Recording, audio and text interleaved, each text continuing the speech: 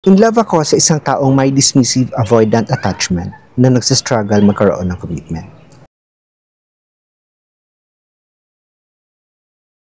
Nakipag-break sa akin ng ex ko of 10 months, nasa simula pa lang ay alam ko ng hyper-independent at may avoidant attachment.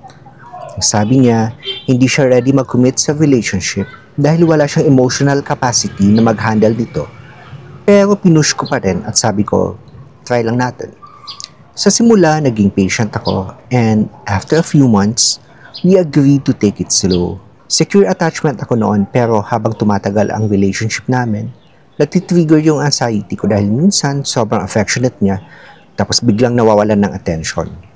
Sa chat, active siya, tapos biglang nawawala. Nung una, inoobserbahan ko lang at hindi ko siya kina-call out hanggang paulit-ulit yun. And then finally, tinanong ko na siya tungkol doon para maintindihan ko kung saan siya nanggagaling, pero defensive siya. Ang sinabi niya na coping mechanism niya ang self-isolation. Sabi ko naman, okay, basta kapag gusto niya mag-isolate ay mag-heads up lang siya. Apparently, nahihirapan siya sa ganito. Hindi siya sanay. I assured her na susuportahan ko siya habang pinoproseso niya ang ganong setup, pero maraming misunderstandings na nangyayari dahil sa defensive reactions niya.